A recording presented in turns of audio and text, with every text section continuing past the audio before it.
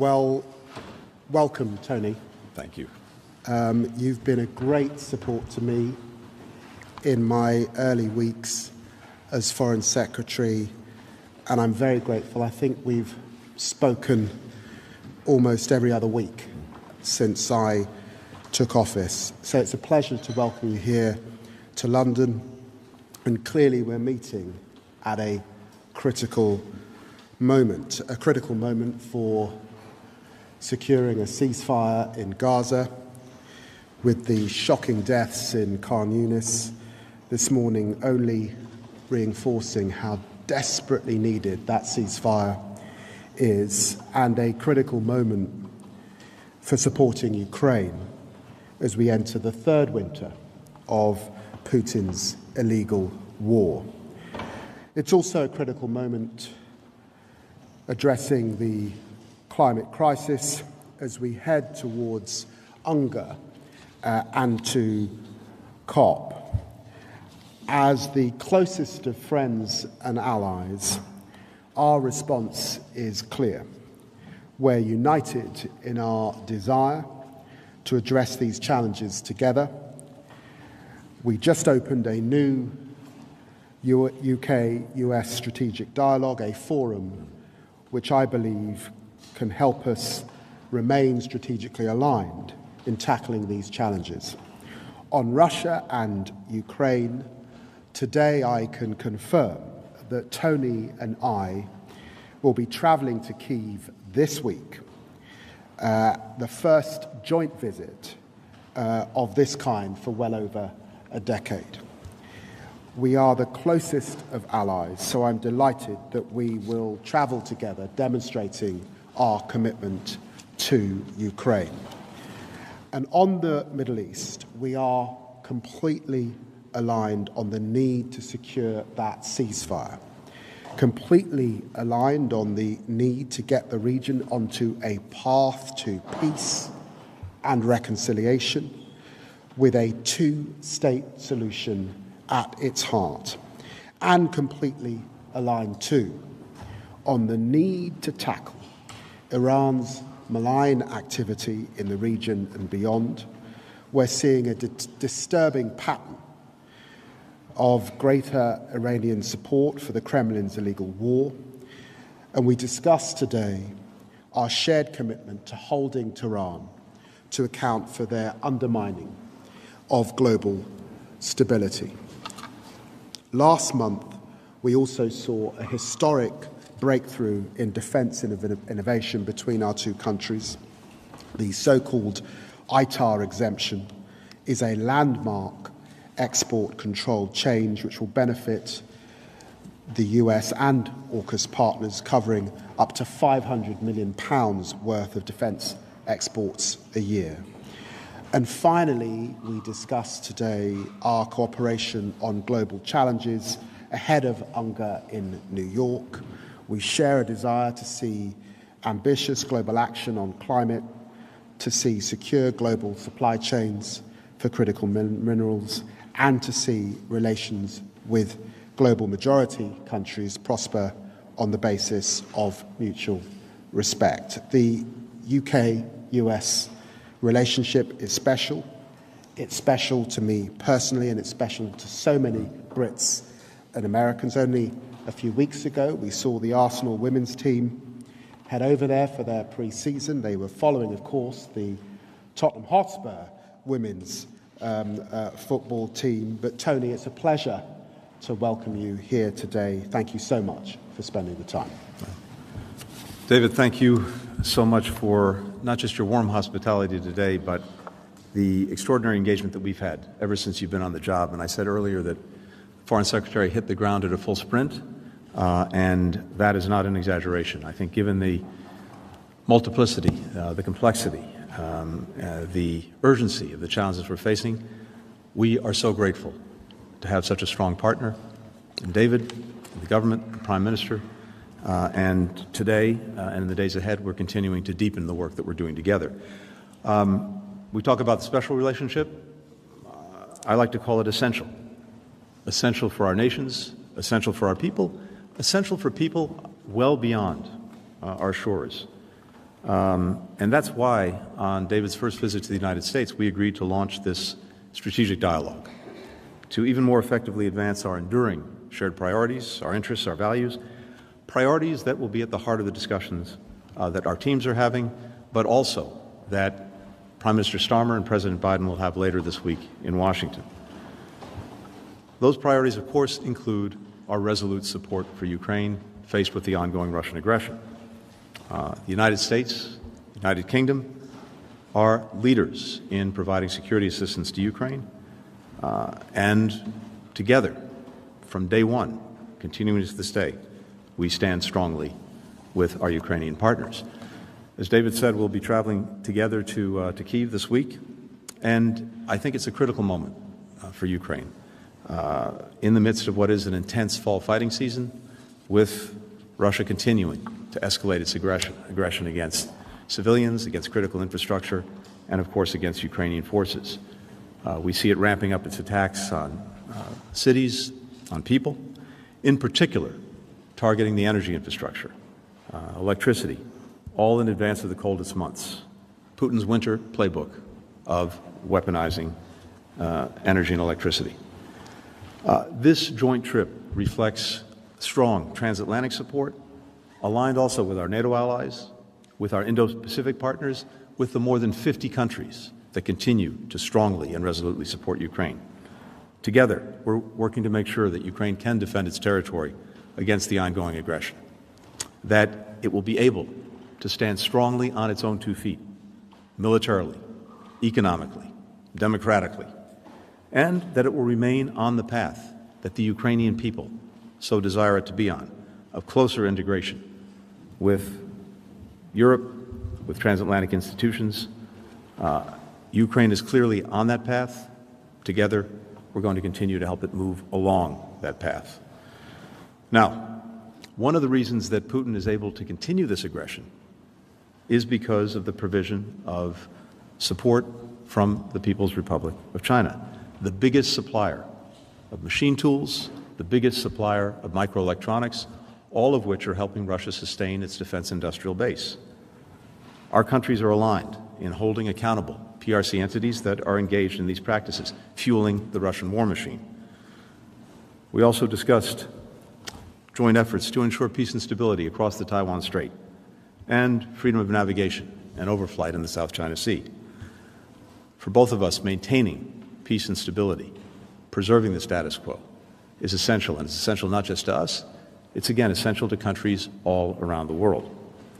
We also agree on the importance of continuing to seek ways to cooperate with China on global challenges that affect our mutual interests and affect people everywhere, like the climate talks that the U.S. team held in Beijing just in recent days in advance of the next COP. Now, to wage his war of aggression on Ukraine, Putin is also relying increasingly on help from Iran and the DPRK. In these instances, to get actual weapons in clear violation of multiple UN Security Council resolutions. Now, Tehran has long supplied deadly drones. It's built a drone factory in Russia. It's trained Russian personnel on how to operate them. For some time, the United States has warned of an additional threat, the provision by Iran of ballistic missiles to Russia for use in Ukraine. We've warned Tehran publicly, we've warned Tehran privately, that taking this step would constitute a dramatic escalation. Dozens of Russian military personnel have been trained in Iran to use the Fata 360 close-range ballistic missile system, which has a maximum range of 75 miles. Russia has now received shipments of these ballistic missiles and will likely use them within weeks in Ukraine against Ukrainians. Russia has an array of its own ballistic missiles, but the supply of Iranian missiles enables Russia to use more of its arsenal for targets that are further from the front line, while dedicating the new missiles it's receiving from Iran for closer range targets. This development and the growing cooperation between Russia and Iran threatens European security and demonstrates how Iran's destabilizing influence reaches far beyond the Middle East. For its part, Russia is sharing technology that Iran seeks. This is a two-way street, including on nuclear issues, as well as some space information. So, As Iran's destabilizing activities spread, so does Russia, sowing even greater insecurity in their regions and around the world. In recent days, we've been sharing intelligence behind these findings with our allies and partners, and working together to ensure that there will be significant economic consequences for Tehran's actions. The United States will be announcing further sanctions on Iran later today, including additional measures on Iran Air. We expect allies and partners will be announcing their own new measures on Iran as well. Iran's new president and foreign minister have repeatedly said that they want to restore engagement with Europe. They want to receive sanctions relief. Destabilizing actions like these will achieve exactly the opposite. As David mentioned, we also discussed efforts by Russia to interfere in our democracies. We agree that deepening cooperation with our partners in Europe to push back against the Kremlin's efforts to use disinformation and lies to polarize our societies, distort the public debate, that this work is essential. Finally, on Israel and Gaza, we talked today about our ongoing efforts to prevent the crisis in the Middle East from escalating further. Our nations helped Israel defend itself against an unprecedented attack from Iran a few months ago. We're prepared to act together to help Israel defend itself in the future. We're equally determined to end the conflict in Gaza as soon as possible. And the quickest way to do so remains bringing the ceasefire agreement over the finish line. It's the best way to get the hostages home, the best way to get a massive infusion of assistance for people who so desperately need it in Gaza. But we agreed that we cannot wait on a ceasefire in order to continue to do everything possible to get humanitarian assistance to those who need it. And you see what we're doing now with the vaccinations and the polio campaign to prevent a terrible outbreak of polio in Gaza. Let me just note in conclusion that we also talk more broadly, and our teams will be talking more broadly in the coming days about how we can strengthen the alliances that we're both a central part of, in particular NATO. We welcome Britain's new NATO First defense strategy, the Prime Minister's commitment to increase UK defense spending to 2.5%, and we're urging others to do the same, especially in light of the serious threats that we all face. We discuss continued trilateral cooperation with Australia through AUKUS, especially through nuclear-powered submarines. This reflects growing efforts to weave together allies in Europe and the Indo-Pacific, to build bridges between them, because what happens in one theater has an impact on the other. And more, our allies and partners in Europe, in the transatlantic theater, and in the Indo-Pacific theater recognize this and are acting on it. Finally, the Prime Minister and David have made it a top priority to reset relations with Europe, including seeking closer UK-Europe cooperation through a wide-ranging UK-EU security pact. We fully support these efforts. It's good for the UK, it's good for Europe, it's good for the United States, which benefits when our transatlantic allies are tied even more closely together.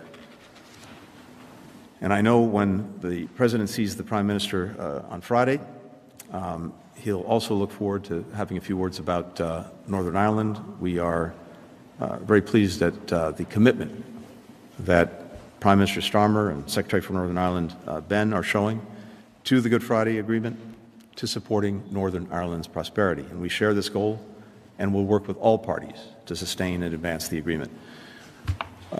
David's often said that Britain is always stronger when it works with others.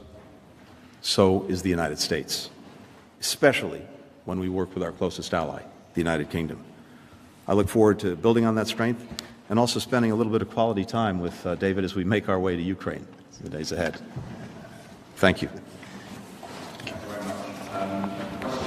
It's now first Dominic Waghorn from Sky News. Thank you very much.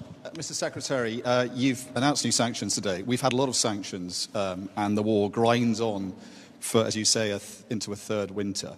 What the Ukrainians have said they want, and reportedly your British allies have also said this privately, is the freedom to use the long-range missiles that you're supplying them to do what they're designed to do, which is to hit targets deep in Russia to hit the source of those glide bombs and possibly the new missiles you're saying that supply of ballistic missiles could allow the Russians to now use. Has that time now come? And if not, why not? And what are you afraid of? Right. So I think a hallmark from day one of our efforts to support Ukraine against this aggression is to work to make sure that they have what they need when they need it to be most effective in dealing with the Russian aggression. And I think that you've seen, again, from day one, that we have continuously adjusted and adapted based on battlefield conditions, based on what Russia was doing in a given place and by given means. And that's been a through line in everything that we've done. I've said this many times before, so my own colleagues may be tired of hearing me say it, but it's so important as we're making these decisions that we factor in a number of critical elements. It's not just the system itself that counts. You have to ask, can the Ukrainians effectively use it? And sometimes that requires significant training, which we've done. Do they have the ability to maintain it? Again, this is something that we've worked on. And then, is it part of an effective strategy? All of these are questions we're continuously asking ourselves. Secretary Austin, Secretary of Defense, his British counterpart, and others who just gathered on the defense side are constantly working these issues. Now, one of the purposes of the trip that we'll be taking together is to hear directly from the Ukrainian leadership, including Prime Minister Zelensky, about exactly, President Zelensky, excuse me, about exactly how the Ukrainians see their needs in this moment, toward what objectives, and what we can do to support those needs. So all I can tell you is we'll be listening intently to our Ukrainian partners. We'll both be reporting back to the Prime Minister, to President Biden in the coming days, and I fully anticipate this is something they'll take up when they meet on Friday. Great, thank you. Daphne Saladakis from Reuters. Thank you. Secretary Blinken, the U.S. has provided Ukraine with billions in military aid since 2022, but has limited the use of U.S. weapons to Ukrainian soil and defensive cross-border operations.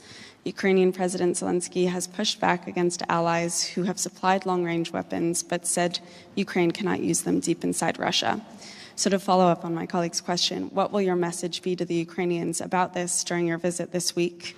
And more broadly, what do you see as the potential military impact of Iran supplying the ballistic missiles to Russia?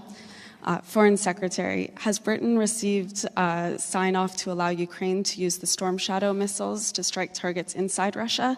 And have you pushed for this? Thank you. Thank you. I'm tempted to refer you to the previous answer. But look, again, I just want to emphasize this. As always, we're going to look and to listen and to make sure that we have our own best assessment of what's needed, what the objectives are that our Ukrainian partners have in the weeks and months ahead, and how we can best support them. And we will take that back and we'll both inform our bosses, the Prime Minister and the President. And again, I fully expect that will be a part of their conversation on Friday. A lot goes into each one of these decisions, but every step along the way, our purpose has been to make the Ukrainians as effective as possible in warding off the Russian aggression. And the fact of the matter is, if you look at where we are, these are difficult days given this aggression, but Ukraine continues to stand strong. And I believe that it's very much on a trajectory where it will be able to stand strongly on its own 2 feet, militarily, economically, democratically. It will be increasingly integrated with Europe. And Putin will continue to know a strategic failure in Ukraine, and the Ukrainians will know a strategic success in building a strong, vibrant country. But a lot more work has to go into making sure that happens, and we will be listening very intently on this and reporting back. On the Iranian weapons, as I said, this gives the Russians an additional capability and it gives them additional flexibility. They have ballistic missiles already, but the particular Iranian missiles that they're getting have a certain range. This means that Russia will be able to dedicate its own ballistic missiles to longer range targets, not use them on the shorter range because it will have these Iranian missiles that have about a 75-mile radius to them to do that. So it adds to their capacity and it fuels the war. Anyone who is providing assistance to Russia, whether it's direct lethal assistance like Iran or North Korea, whether it's assistance to their defense industrial base like China, is perpetuating the war, is fueling the conflict. And this is a threat not only to Ukraine and to the Ukrainian people, it's a threat to all of Europe. I think if you ask any of our European colleagues, they see Russia posing the greatest threat to European security since the end of the Cold War. So countries that are playing into this by supplying Russia, they are fueling a threat to Europe more broadly, not just Ukraine. And they have to take that into account, particularly in their own relationships with Europe. As you would expect, Tony and I have discussed Ukraine now since taking office nearly every other week. We had a fruitful discussion today. It's hugely important. I said in my opening that this was a critical moment. It's hugely important that we're traveling together to hear from our Ukrainian counterparts and President Zelensky their assessment of the situation on the ground and their needs on the ground. It would, however, be quite wrong to comment on the detail of operational issues in a forum such as this, because the only person who could benefit is Putin. And we will do nothing to give him any advantage in his illegal invasion. On the transfer of ballistic missiles from Iran, this is a troubling pattern that we're seeing from Iran. It is definitely a significant escalation, and we are coordinating action, and we'll have more to say on that very shortly. Thank you. Patrick Wintour, The Guardian. Thank you very much. Secretary of State, the Israeli Defense Minister Gallant this week warned that Israel had reached a strategic junction in its war with Hamas, where it must choose between the risk of a broader escalation and a hostage deal with Hamas. Do you agree with that assessment? And secondly, is it not really the case that these ceasefire talks are at a deadlock? And could you in any way give any assurances to Benjamin Netanyahu about the Philadelphia corridor and that there is no need for Israeli forces to be there? Israel's security will be preserved. And Foreign Secretary, you were in the UAE last week. The UAE is one of the few countries that has said it's willing to put troops into Gaza as a peacekeeping force. Would you welcome that, and would you like to see other Arab states make the same offer? On the ceasefire, here's what I can tell you. More than 90% of the issues have been agreed, decided. So we're down to a handful of issues, not even a handful of issues, that are hard but fully resolvable in our judgment. And as we said before, when you get down to the last 10%, the last 10 meters, those are almost by definition the hardest ground to cover. But we believe that these are fully resolvable. Right now, we're working intensely with our Egyptian and Qatari counterparts to work together to bridge any remaining gaps. And in the coming time, very soon, we'll put that before the parties, and we'll see what they say. I think what is evident, though, is the strong interest that everyone in the region has in being able to get this ceasefire concluded. It's clearly in Israel's interest. It's in its interest to get hostages home. It's in its interest to turn down the temperature in Gaza. It's in its interest to have possible off-ramps in the north with Hezbollah and Lebanon that a ceasefire in Gaza would make more possible. It's in its interest to also further enable us to calm the situation in the Red Sea with the Houthis. And it's in its interest because it opens other prospects that could fundamentally alter Israel's security for the long term, including the prospect of normalization of relations between Saudi Arabia and Israel. We saw back on April 13th, when Israel was attacked directly by Iran for the first time, something unprecedented, and that was other countries coming to its active defense. And this showed in embryonic form what the future could be, a future in which Israel is integrated into the region, in which it enjoys normal relations with other countries, something it sought from day one of its existence, in which it's protected against the aggression coming from Iran or its proxies, and in which Iran and those proxies are isolated. That's very much possible in the future. But it requires resolving Gaza, ending the conflict there. It requires, as David said, a credible pathway for the Palestinians to a state of their own. And these are very hard issues. But that future is very powerful and very positive. The alternative is a perpetuation of conflict, a perpetuation of insecurity, and multiple fronts at the same time, not only in Gaza, but we see what's happening in the West Bank and growing insecurity there. We see what's happening in the north and the possibility of conflict with Hezbollah and even broader conflict with Iran. From day one, our purpose has been not only to make sure that Israel can effectively ensure that October 7th never happens again, but also that the conflict doesn't spread. And we're intent on that. But the longer all of this goes on, the greater the risks of just that happening.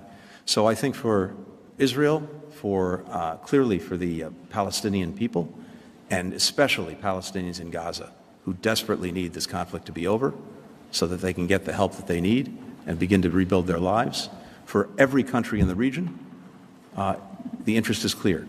I can't speak to what's in the mind of Mr. Sinwar and where his interests lie.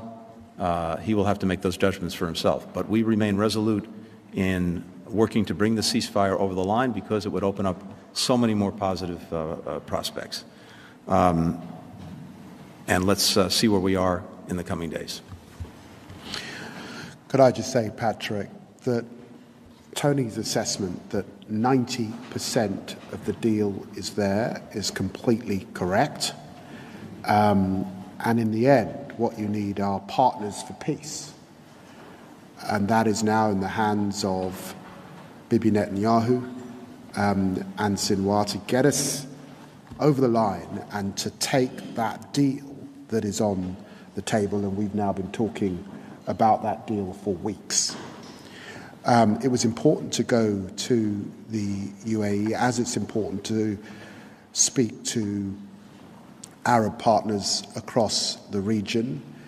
And the focus of your question is on the day after. And clearly, it's on the security guarantees that are important for Israel to have. And Arab partners, and certainly the UAE, are showing some forward-leaning in their commitment to securing that. But what I think is absolutely essential, and they all say this, is that there has to be a pathway to two states. That has to be present, or they cannot give that commitment. And then there's also discussion of both the security in Gaza and the administration. And clearly we have to see a reformed and renewed Palestinian Authority, and there can be no role for Hamas going forward. So we're very focused on the day after, but let's remember that when we talk about the deal, it is a phased deal.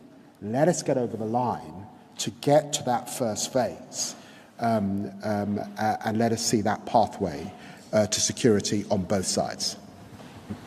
And Shane Tandon from AFP. Thank you, Mr. Secretary, Mr. Foreign Secretary. Secretary Blinken, could I ask you about a couple of aspects of the Middle East?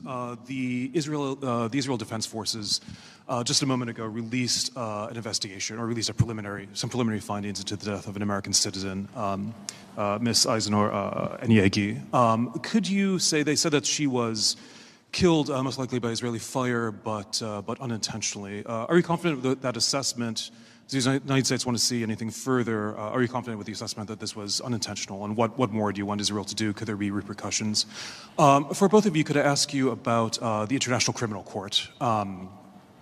It seems that in the coming days there could be a formal decision on whether to seek an arrest warrant for Prime Minister Netanyahu, among others. Mr. Foreign Secretary, the Labour government, of course, has taken a slightly different stance from your predecessors, from the Conservatives on this. Could you say what your position is, whether you support going ahead, and is there unity between the two allies on this? Thank you. Sean, thank you very much.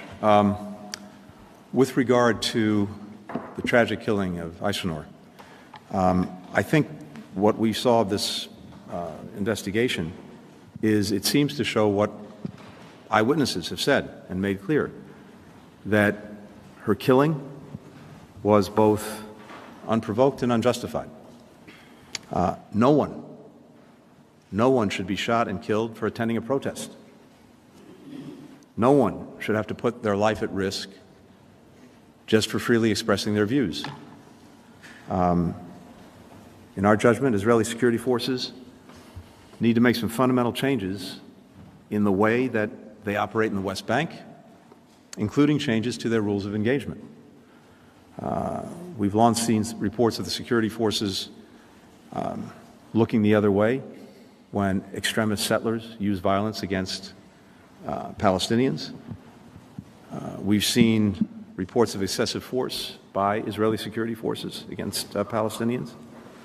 And now we have the second American citizen killed at the hands of Israeli security forces. It's not acceptable. It has to change. And we'll be making that clear to the senior-most members of the Israeli government. Now, we're looking carefully at the results of this investigation, but even on an initial read, and even accepting it at face value, it's clear that there are serious issues that need to be dealt with, and we will insist that they be dealt with. I think the important thing to stress in great democracies such as ours is our belief in the separation of powers. There is an important forum for lawyers and the judiciary and our courts, and then there is also an important forum for politicians and those who represent the people. We've always been clear in the UK in our belief in the international rule of law, the rules-based order, and in IHL issues which are fundamentally important. And we took a decision last week in relation to arms exports that were quasi-legal on the basis of our law as they stand. We believe in international law, we believe in the Statute of Rome, but these must be decisions for the international courts to determine. I don't want to comment on the assessment that they will reach. I qualified as a lawyer in part because of the great Harvard Law School, but I'm going to leave it to the lawyers to determine these very complex matters.